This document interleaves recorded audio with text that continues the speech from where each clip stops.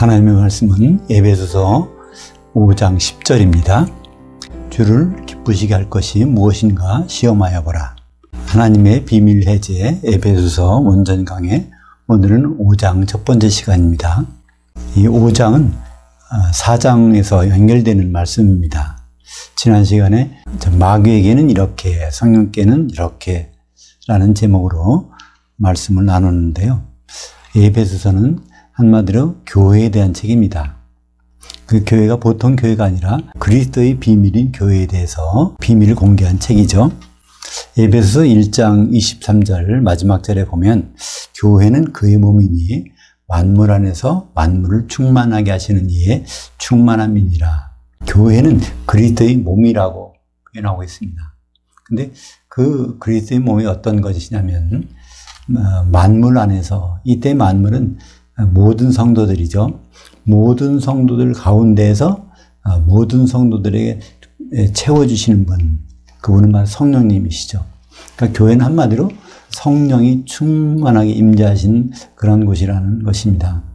고린도전서 3장 16절에도 너희는 하나님의 성전인 것과 하나님의 성령이 너희 가운데 거하시는 것을 알지 못하느냐? 교회는 성령이 충만한 것이고, 성령이 충만하지 않는 교회가 있다면 그것은 사실은 교회가 아닙니다. 근데 교회라는 것은 에베소서에서 특별히 한 사람으로 표현하고 있습니다. 여러 사람들이 교회가 아니라 하나님께서 특별히 창조하신 한 사람이 교회라는 것입니다. 그러니까 그 하나가 되기 위해서 우리는, 성도들은 과연 어떻게 할 것인가? 그것이 이제 에베소서에서 지금까지 쭉 다뤄진 부분이죠. 그래서 에베소서 2장 14절부터 16절까지 보면 이 한 사람이 어떤 사람인가를 설명해 주고 있습니다. 그는 우리의 화평이시니라 둘로 하나를 만드사 중간을 생략하고 이는 이 둘로 자기 안에서 한 세 사람을 창조하여 화평하게 하시고 또 십자가로 이 둘을 한 몸으로 하나님과 화목하게 하려 하심이라. 에베소서에서 이 둘을 한 몸으로, 이것은 유대인 성도들과 이방인 성도들을 가리키고 있습니다. 이것은 에베소서 1장 10절에 하늘들에 있는 자들과 땅에 있는 자들을 통일되게 하려 하심이라. 이것이 바로 그 말씀이죠. 그래서 하늘이 아니라 하늘들이죠. 하늘들에 있는 자들은 이방인 성도들, 땅에 있는 자들은 유대인 성도들이라는 것이 에베소서에서 나오는 암묵적인 약속입니다. 그래서 에베소서 4장에 가서 이 세 사람을 어떻게 입을까, 이제 거기에 대해서 말씀을 나누고 있는데요. 에베소서 4장 24절에 보면 하나님을 따라 의와 진리의 거룩함으로 창조된 세 사람을 입으라. 계속 이 한 세 사람에 대해서, 이것은 단수죠. 그러기 위해서 첫 번째 해야 되는 것이 에베소서 4장 27절에 보면 마귀에게 틈을 주지 말라. 마귀라는 것은 한마디로 사탄이죠. 하나님께 대적할 때는 사탄, 이간시킬 때는 마귀, 이렇게 표현되고 있는데요. 그러니까 이건 갈라낸다는 것입니다. 하나 되기 위한 것에 가장 반대되는 개념이 바로 갈라치기입니다. 이것이 마귀의 본 이름의 뜻이죠. 디아볼로스, 디아라는 것은 갈라낸다, 볼로스라는 것은 거기에 합쳐지지 못하도록 쐐기를 박다. 그래서 마귀의 본업은 성도들이 하나 되지 못하도록 하는 것입니다. 그리고 그렇다면 두 번째는 무엇일까요? 에베소서 4장 30절에 하나님의 성령을 근심하게 하지 말라. 이때 근심하게 한다는 루페오는 슬프게 하지 말라는 것입니다. 한 세 사람을 입기 위해서 첫 번째는 마귀에게 틈을 주지 말아야 되고, 두 번째는 하나님의 성령을 슬프게 하지 말라는 것입니다. 하나님의 성령을 슬프게 하지 않으려면 어떻게 될까요? 그래서 오늘은 5장 10절에 주를 기쁘시게 할 것이 무엇인가 시험하여 보라. 이때 주는 성령을 가리킵니다. 성령을 슬프지 않게. 그럼 다시 말해서 성령은 어떻게 하면 기쁘게 하실 수 있을까? 그것에 대해서 다루는 것이 5장의 1절부터 14절까지입니다. 오늘 1절 볼까요? 그러므로 사랑을 받는 자들같이 너희는 하나님을 본받는 자들이 되고, 여기에 하나님을 본받는 자, 이 본받다는 말은 모방자라는 말, 모방자라는 것입니다. 그러니까 모방자가 된다. 하나님을 모방해야 된다. 무슨 뜻일까요? 하나님께만 유일하게 있는 것. 하나님은 어떤 분인가? 하나님을 한마디로 표현하면 어떤 단어를 쓸 수 있을까요? 요한일서 4장 16절 하반절에 보면 하나님은 사랑이시라. 하나님은 한마디로 사랑이십니다. 근데 이 사랑이 이 세상에 없는 사랑이죠. 바로 이 원어의 아가페 사랑이라고 말씀하고 있습니다. 하나님은 아가페 사랑인데 그 아가페 사랑을 우리가 본받는 자가 되라는 것입니다. 그러니까 아가페 사랑을 어떻게 본받을까요? 그것은 로마서 5장 5절에 아가페 사랑은 성령을 통해서 부어진 사랑이기 때문에 성령 안에 있지 아니하면 아가페 사랑을 맛볼 수도 없고 본받을 수도 없는 것입니다. 그래서 오늘 에베소서 5장 2절에 보면 그리스도께서 너희를 사랑하신 것 같이 너희도 사랑 가운데서 행하라. 그는 우리를 위하여 자신을 버리사 향기로운 제물과 희생 제물로 하나님께 드리셨느니라. 그러니까 예수님을 한마디로 표현하고 있어요. 예수님을 예수님이 우리에게 해주신 것은 그 사랑을 나타내는 것인데, 아가페 사랑을 나타내는 것인데, 아가페 사랑이라는 것은 죽음으로써 하나님이 제물이 되셨다는 것입니다. 그러니까 예수님을 한마디로 표현하면 향기로운 제물이라는 거예요. 구약에 많은 제사가 있죠. 레위기에 보면 제사 드리는 절차가 나오는데 거기에 보면 하나님은 아주 그 향기를 맡길 좋아하세요. 그 제물의 향기. 그래서 그 짐승을 잡아서 피의 향기를 드리고 또 특별한 향을 만들어서 그 향을 가지고 지성소에 들어가게 됩니다. 1년에 한 번씩 대제사장이. 근데 그것을 매년 반복했지만 그것이 완성이 안 됐으니까 계속 그런 일을 했었죠. 그것이 단번에 해결된 것이 예수님의 십자가 사건입니다. 그러니까 예수님 십자가 지신 것을 성경에서는 향기로운 제물이라고 그랬고 또 한 가지 희생 제물이라고 그랬어요. 그래서 예수님의 그 희생 제물이 된 것이 바로 사랑의 표현입니다. 아가페 사랑의 표현. 예수님은 십자가를 지시기 전에 바로 이 말씀하셨죠. 요한복음 13장 34절에 새 계명에 대한 말씀하셨습니다. 새 계명을 너희에게 주노니 서로 사랑하라. 내가 너를 사랑한 것 같이 너희도 서로 사랑하라. 이 말이 쉬운 것 같지만 이 말은 거의 불가능에 가깝습니다. 왜냐하면 아가페 사랑으로 사랑하는 거예요. 이 세상에 없는 사랑으로 서로가 사랑하는 것은 이건 불가능한 일이죠. 근데 그 가능한 길이 있습니다. 성령에 잠기게 되면 성령께서 아가페 사랑을 우리에게 주시는 분이니까 우리가 이 새 계명을 지키는 길은 성령을 받지 아니하면 성령이 있는 곳에 있지 아니하면 불가능한 것입니다. 그것이 바로 어딜까요? 이 교회에만 성령이 계시니까 교회에서만 가능한 사랑이 아가페 사랑이고 그것을 지킬 수 있는 새 계명을 지킬 수 있는 유일한 기회가 되는 것입니다. 그러니까 하나님이 우리를 왜 아가페 사랑으로 하나가 되려고 할까? 그것은 하나님이 그 예수님의 몸을 제물로 받으시는데 우리가 교회가 예수님의 몸이 될 때 하나님은 기쁘시게 우리를 받으시겠다는 것입니다. 그것이 바로 로마서 12장 1절에 나오죠.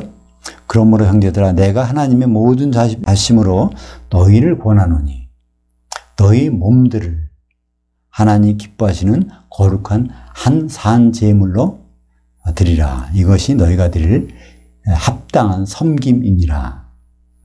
그러니까 여러 몸들이 한 산 제물이 되어야 된다는 것이죠. 한 산 제물은 바로 예수님의 몸을 가리킵니다. 그러니까 예수님의 몸을 이루는 것, 하나님이 가장 기뻐하시는 것이고 우리가 아가페 사랑을 실천하는 것입니다. 오늘 본문 3절을 볼까요? 음행과 온갖 더러운 것과 탐욕은 너희 중에서 그 이름조차도 부르지 말라. 이는 성도들에게 마땅한 바니라.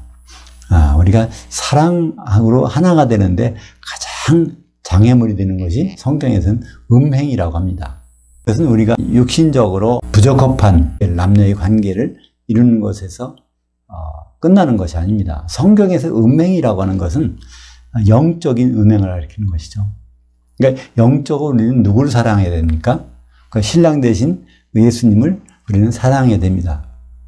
근데 신랑 대신 예수님을 사랑하지 않고 다른 곳에서 기쁨을 맛보고 있다면 그것이 바로 음행이죠. 요한계시록 14장 8절에 보면 또 다른 천사 곧 둘째가 그 뒤를 따라 말하되 타락했도다 타락했도다 큰 성 바벨론이여 모든 나라에게 그녀의 음행으로 말미암아 진노의 포도주를 먹이던 자로다 하더라. 음행의 주체가 큰 성 바벨론인데 큰 성 바벨론은 큰 음녀 교회.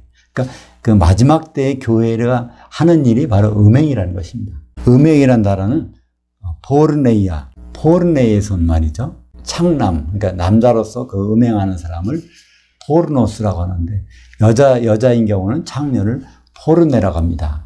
그러니까 음행이라는 것은 이 포르네, 여자 창녀의 하는 짓을 그 명사화한 것이죠. 그러니까 우리는 주님이 보시기에 거룩한 신부가 되어야 되는데 우리가 그 행위를 하지 않고 세상과 짝하게 되고 세상의 즐거움과 합하게 되면 그것이 바로 성경에서 말하는 음행인데 그걸 하는 주체가 마지막 때의 교회라는 것입니다. 요한계시록 17장 2절에 땅의 왕들도 그녀와 더불어 음행하였고 땅에 사는 자들도 그녀 음행이 포도주에 취하였다 하더라. 땅의 왕들, 요한계시록에서 땅은 요한계시록 1장 5절에 나오는 대로 땅의 왕들의 머리가 되신 예수 그리스도, 골로새서에 보면 교회의 머리가 되신 예수 그리스도. 그래서 땅은 한결같이 교회를 상징합니다. 땅의 왕들이라는 것은 바로 성도들이죠. 교회에 있는 성도들, 바로 예수님만을 사랑하고 예수님만을 사모해야 되는데 음행하였다는 거예요.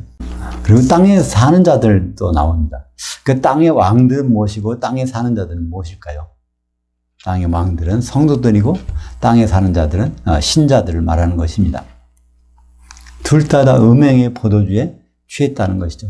포도주는 일반적으로 하나님의 백성 또 생명을 뜻하지만 요한계시록에서의 포도주는 그 세상의 즐거움에 짝하는 자, 음행하는 자를 포도주로 나타내고 있습니다. 요한계시록 7장 8절 하반절에 보면 그녀가 마음에 말하기를 나는 여왕으로 앉은 자요 과부가 아니라 결단코 애통함을 당하지 아니하리로다. 마지막 때의 교회의 나타냄을 표현하고 있습니다. 교회가 마지막 때가 되면 여왕이라고 한다는 거예요. 예수님이 왕으로 오시는 것을 필요 없다고 하는 것입니다. 또 한 가지 과부가 아니라는 것입니다. 네, 바로 남편이 필요 없다는 거예요. 예수님을 기다리지 않는 그 교회, 마지막 때의 교회의 모습을 우리에게 보여주고 있습니다. 그것이 바로 음행인 것입니다. 신랑으로 오실 예수님을 기다리고 준비하는 것이 우리의 본분인데 그걸 하지 않는 모든 행위를 음행이라고 하고 있는 것이죠. 요한계시록 19장 2절에 그의 심판은 참되고 의로운지라 음행으로 땅을 더럽게 한 큰 음녀를 심판하사 자기 종들의 피를 그 음녀의 몸에 갚으셨도다. 그러니까 요한계시록 19장은 어린 양의 혼인식이 있는 장이죠. 그 바로 혼인식 바로 이 직전에 그 그리스도의 심판대에서 그걸 가려내는 것입니다. 음행한 사람들, 기름짐이 않은 사람들을 거기서 가려내는 것이죠. 오늘 말씀 에베소서 5장 4절입니다. 누추함과 어리석은 말이나 희롱의 말이 마땅치 아니하니 오히려 서로 감사하는 말을 하라. 그러니까 우리 성도들이 이 음행을 하지 않는 방법은 누추함과 어리석은 말이나 희롱의 말을 하지 말라는 것입니다. 이건 이 세상의 즐거움을 가지고 기쁘고 즐거워하는 그런 대화를 하지 말라는 것이죠. 여기서 희롱의 말은 농담이라는 뜻입니다. 그러니까 이 세상은 농담으로 사는 것이 아니라 물론 진지하게 신랑으로 오실 예수님을 바라보고 그거를 화제로 해서 성도 간에 대화를 하라는 것입니다. 에베소서 4장 29절에도 무릇 더러운 말은 너희 입 밖에도 내지 말고 오직 덕을 세우는데 도용되는 대로 선한 말을 하여 듣는 자들에게 은혜를 끼치게 하라. 우리가 하는 모든 말들은 바로 덕을 세우기 위해서 해야 된다는 것이죠. 이 덕이란 말은 오이코도메라고 그래서 오이코스와 도메오의 합성어입니다. 오이코스는 집이란 말이고 도메오는 건축한다는 말입니다. 하나님의 집인 교회를 건축하기 위해서 필요한 말을 성도들 간에 나누는 것이죠. 거기에 해당되지 않는 세상의 즐거움을 추구하는 말은 이걸 바로 음행의 일종이라고 말하고 있습니다. 오늘 말씀 에베소서 5장 5절입니다. 5장 5절은 특별히 중요한 내용을 담고 있어요.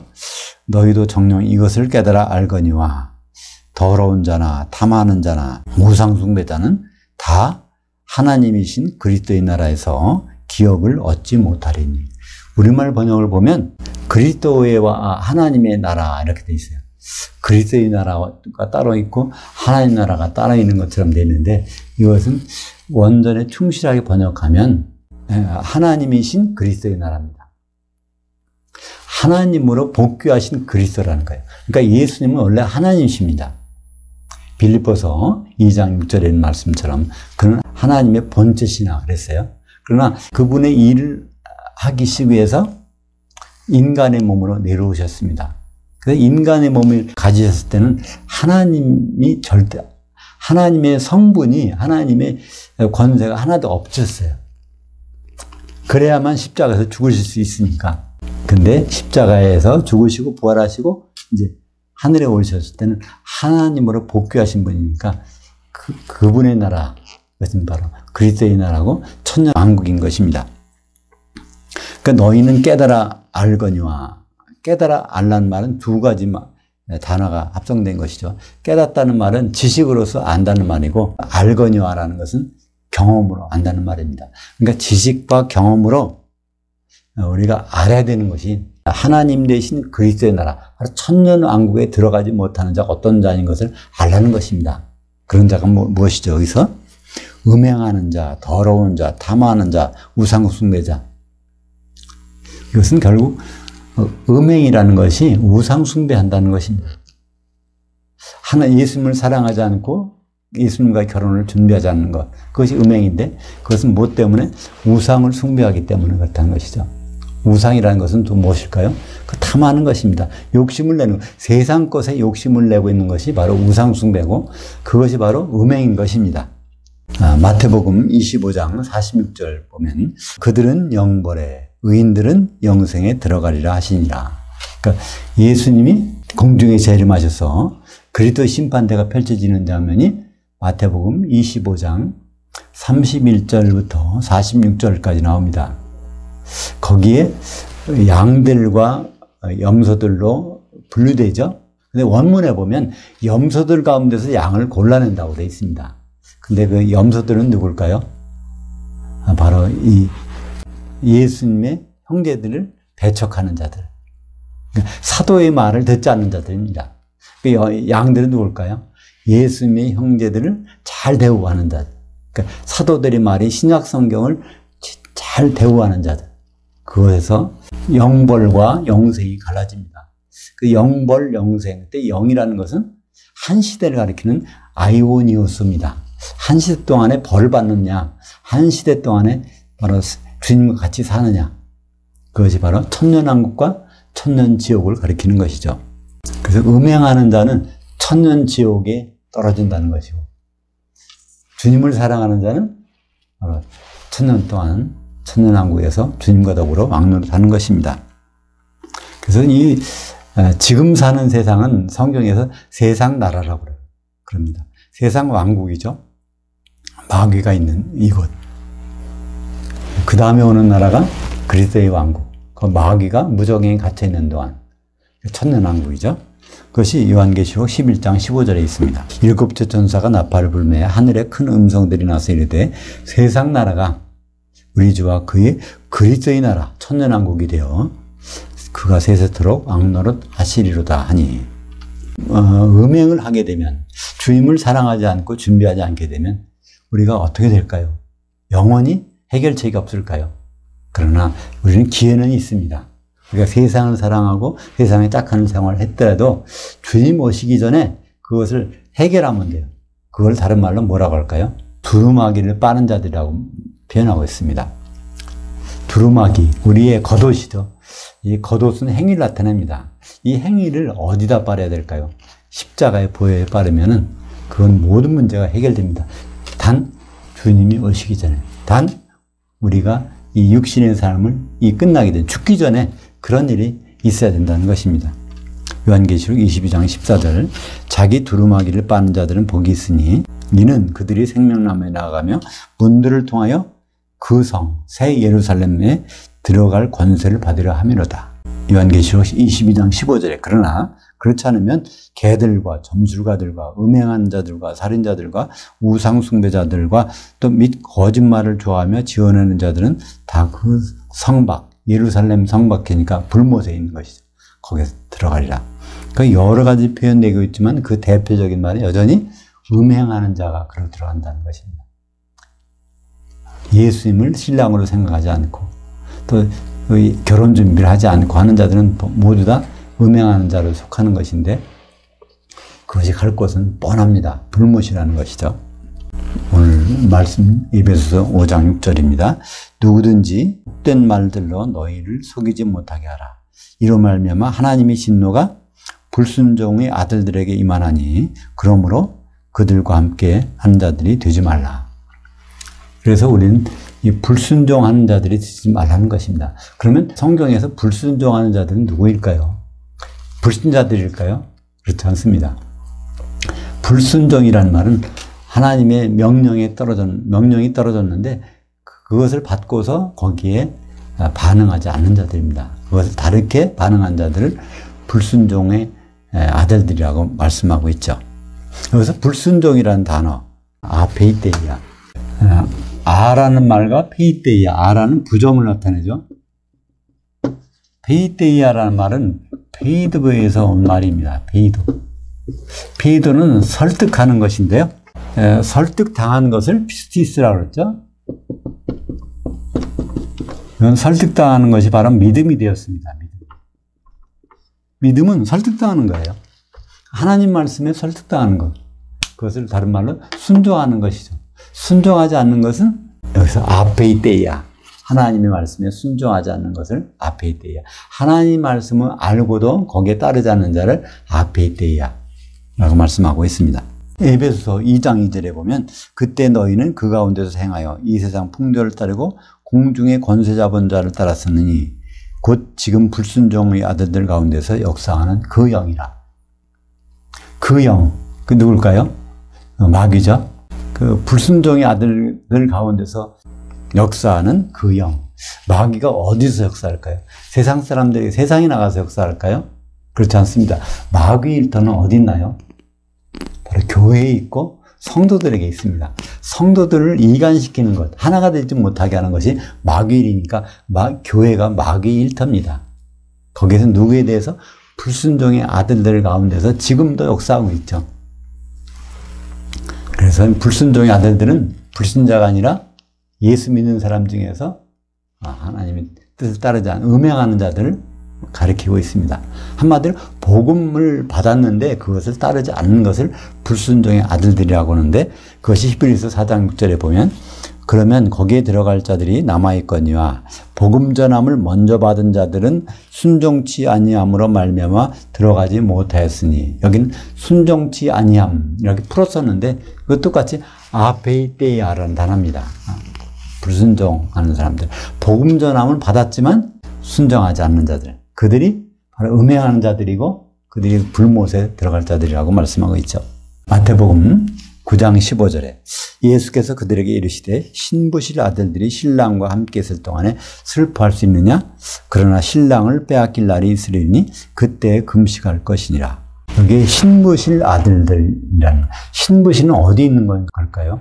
신부실은 결혼식 할 때 이게 신부 대기실이 있지 않습니까? 그런 결혼식은 어디서 이루어지죠? 예수님과 공중에서 이루어집니다. 신랑이 거기로 오시니까. 그러니까 공중에 있는 신부실에 누가 들어가죠? 하나님의 아들들, 하나님의 자녀.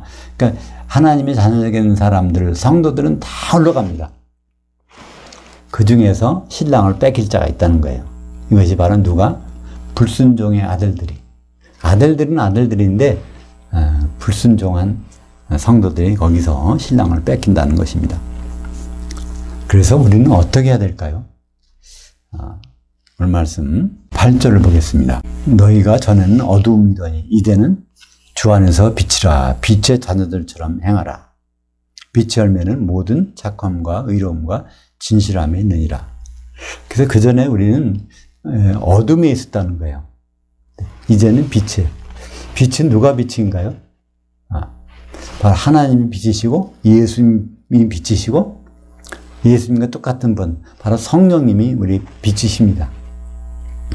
그러니까 여기에 이제 주 안에서 빛이라. 빛의 자녀들처럼 행하라. 이 명령입니다. 현재형 명령이에요. 헬라어에는 명령법이 두 가지가 있는데 동사를 현재형으로 쓰느냐 과거형으로 쓰느냐에 따라서 현재형으로 쓰면 끝까지 그 행동을 하라는 것입니다. 과거형 동사를 쓰면 한 번만 하면 된다는 것이죠. 근데 빛의 자녀들처럼 행하라. 이건 현재형 명령입니다. 주님이 오실 때까지 빛의 자녀들처럼 행하라.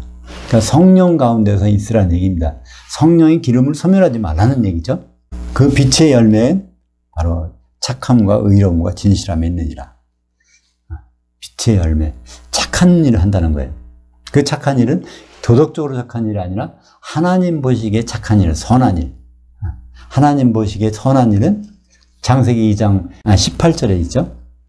아담이 혼자 사는 것이 내게 선하지 아니하니 내게 돕는 배필을 지으리라. 하나님께 선하지 아니한 것은 예수님이 혼자 계신 거예요. 하나님께 선한 것은, 착한 것은 예수님이 결혼하는 거죠. 그러니까 하나님께 착한 일은 예수님이 결혼에 참여하는 것입니다. 그걸 준비하는 것이에요. 그래서 의로움과 진실함에, 그러니까 거기에 참여하게 되면 의로움, 우리 죄를 예수님 피에 씻고, 진실함, 진실함은 진리란 뜻입니다. 진리의 몸, 그리스도의 몸을 이루는 것이죠. 히브리서 6장 4절에 한 번 빛을 받고 하늘의 그 은사를 맛보고 성령에 참여한 바 되고. 그러니까 빛이 과연 무엇일까? 어둠이 반대되는 개념인데 그것은 히브리서 6장 4절에 빛과 하나님의 은사와 하늘의 은사와 성령을 동격으로 놨습니다. 바로 성령이 빛이시라는 거죠. 어둠이란 단어는 스코토스라고 합니다. 스코토스. 빛을 오르라고 그러죠. 이게 스코토스라는 말은 우리에게 익숙한 말입니다. 어디 익숙한 말일까요? 영국을 보면 대영 제국이라고 그러죠. 그 중에 한 나라가 스코틀랜드가 있습니다. 잉글랜드, 바로 위쪽에 스코틀랜드. 왜 스코틀랜드일까요?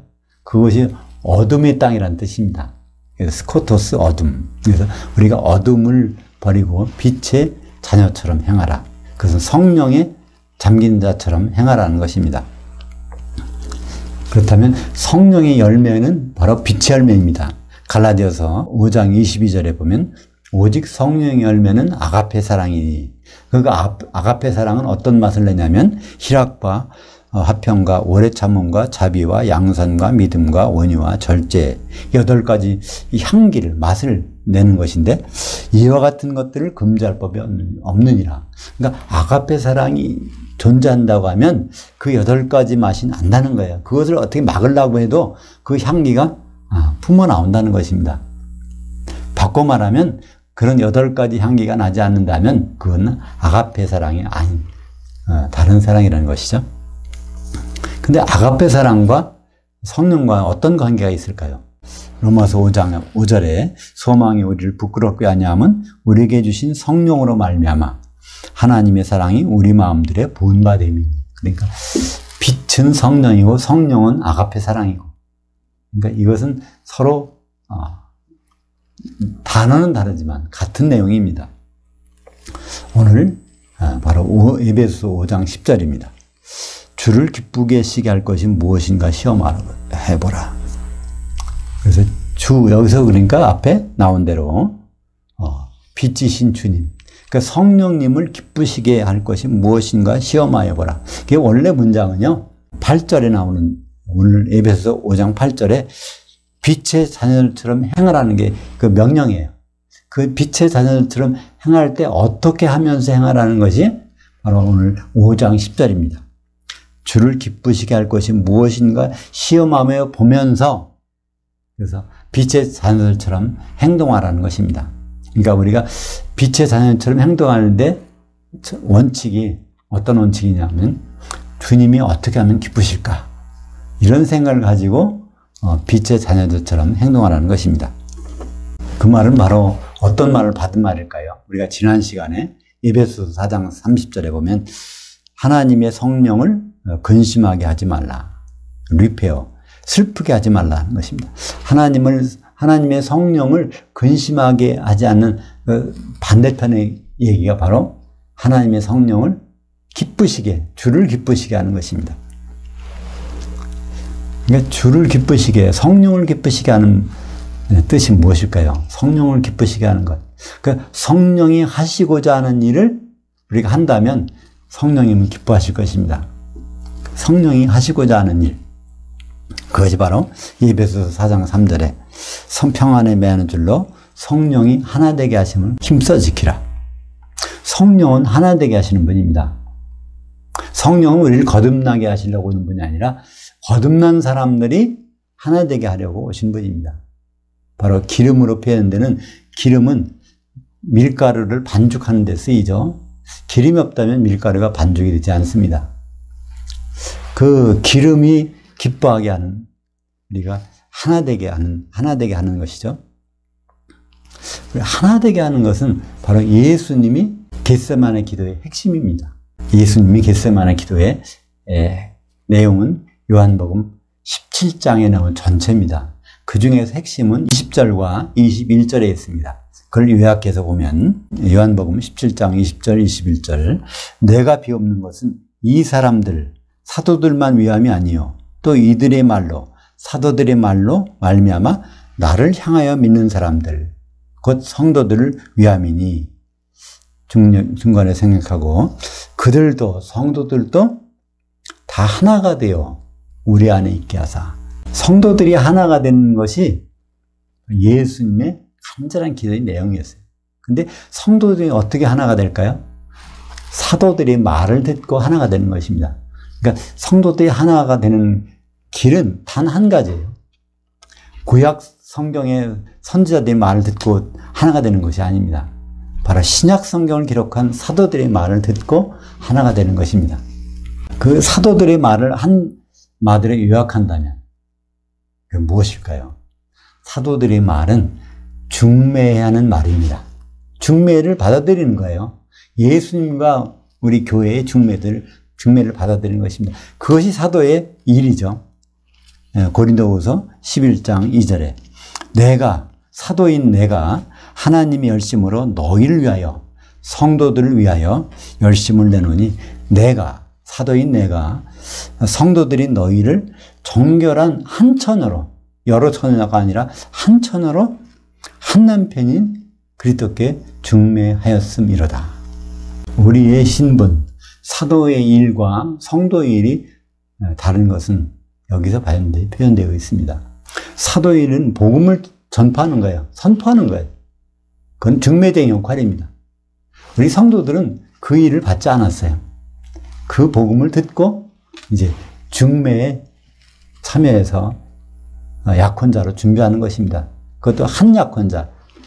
우리가 많이 오해하는 것 중에 우리가 주님의 신부가 돼서 공중에 올라가서 주님을 만난다고 그러는데 신부가 공중에 올라가는 장면은 성경에 절대로 없습니다. 신부들이 많이 있는 게 아니니까 비로소 공중의 신부실에 가서 한 신부가 되는 것입니다. 기름을 준비한 자들이 거기서 반죽이 돼서 한 신부가 되는 것이죠. 오늘 말씀 5장 11절입니다. 너희는 열매 없는 어둠의 일에 참여하지 말고 도리어 책망하라. 그들이 은밀히 행하는 것들은 말하기도 부끄러움이라. 그러나 책망받는 모든 것은 빛으로 말미암아 드러나나니 드러나는 것마다 빛이라. 그러니까 우리가 하는 일은 책망해야 되는 거예요. 책망이라는 것은 엘렌코라고 해서 무엇을 그러니까 달리는 말을 채찍질해서 좀 빨리 달리게 하는 데 사용된 말입니다. 재촉한다는 말씀이죠. 우리가 뭐를 성도들끼리 재촉해야 될까요? 우리가 어떤 능력이 있길래 재촉할 수 있을까요? 그것은 바로 우리가 책망할 수 있는 것은 우리가 성령께서 우리가 함께 계실 때 성령의 뜻을 나타내는 것입니다. 성령이 바로 책망하신 분이에요. 재촉하시는 분입니다. 사실 에베소서 4장 3절에 평안에 매는 줄로 성령의 하나 되게 하심을 힘써 지키라. 그 말씀이 힘써 지키란 말이 스푸데라는 단어를 쓰고 있는데 스푸데가 스피드라는 말입니다. 그 재촉하라는 말이에요. 속도를 내라는 것이죠. 가속하라는 말입니다. 우리가 하나 되는데 가속하라. 결혼 준비에 가속하라는 것이죠. 결혼 준비를 잘하도록 채찍질하는 말씀. 서로가 채찍질하라는 말씀입니다. 요한복음 16장 8절에 그가 와서 죄에 대하여 의에 대하여 심판에 대해서 세상을 책망하시리라. 그 책망하시는 분은 성령님이십니다. 성령님은 책망하려고 오셨어요. 채찍질을 하려고. 더 속도를 가속시키려고. 뭐 하는데? 하나가 되는데. 어떻게 하나가 될까요? 성도들이 한 몸이 되는데. 그것이 바로 신부실에서 일어날 일이죠. 근데 거기에서 하나가 되려면 우리가 사는 동안에 준비할 것. 그것이 바로 기름입니다.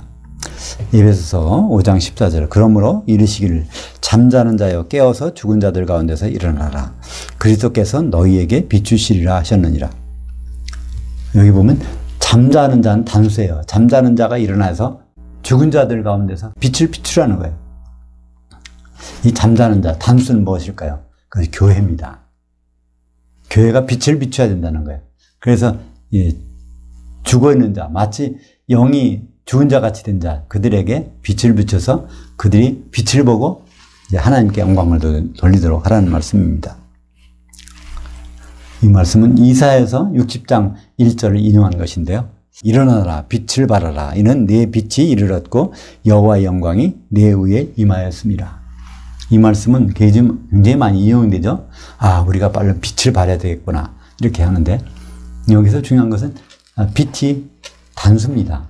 우리가 각각 빛들이 되어서 이 세상을 비추는 것이 아니라 우리가 한 빛이 되어서 세상을 비춰야 된다는 얘기입니다. 성령 안에서 하나가 돼서 불순종하는 아들들에게 빛을 비추라는 것입니다. 그래서 그리스도께서 너희에게 비추시리라.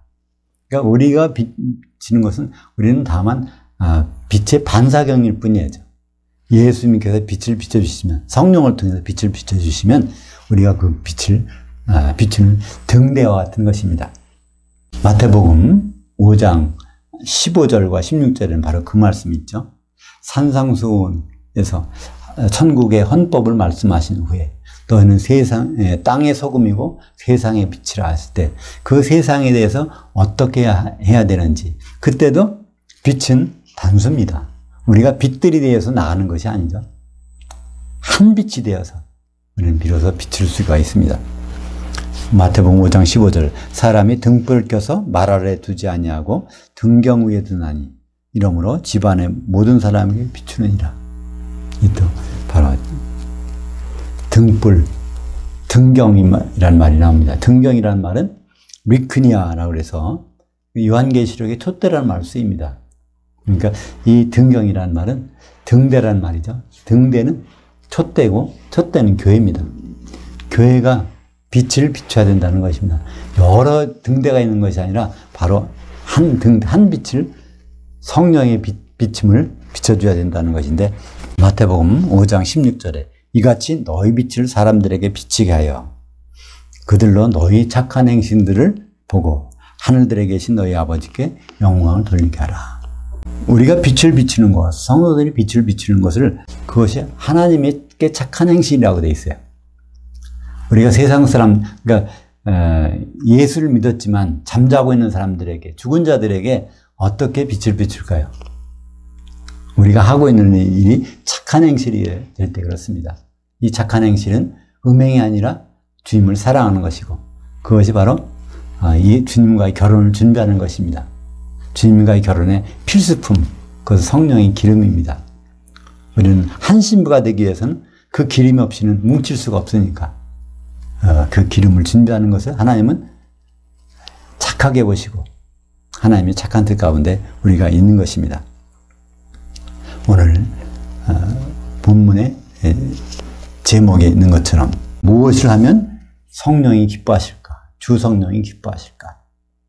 그것은 바로 빛의 자녀들처럼 행할 때 행동 강령입니다. 항상 어떤 일을 할 때 어떻게 하면 주님을 기쁘시게 할까? 그때 주님은 성령님이신데 성령님은 우리를 한 몸 되게 하시는 분이니까 우리가 한 몸 되게 하는데 그 뜻을 생각하고 그것을 왜 한 몸이 돼야 될까? 우리는 중매됐는데 한 신부로 중매됐기 때문에 한 남편인 예수님에 대해서 우리가 결혼을 준비하는 것, 그것이 우리가 성령님을 기쁘시게 하는 일입니다. 기도하겠습니다. 하나님 아버지 감사합니다. 많은 성도들을 한 세 사람으로 창조하셔서 우리에게 주신 말씀이 마귀에게 틈을 주지 말고 성령께 슬프게 하지 말고 성령을 기쁘시게 하는 일대로 행하라고 하셨습니다. 성령이 하시는 일은 우리를 하나 되게 하시는 분인데 주님을 기쁘게 하시게 하는 일, 바로 우리가 빛을 비추는 일이고 한 빛을 비추는 일인 것을 다시 한번 마음에 새깁니다. 주님 오실 때까지 우리가 그리스도의 새 옷을 입고 빛을 비추는 그런 교회가 될 수 있도록 인도하여 주시옵소서. 예수님의 이름으로 기도합니다. 아멘.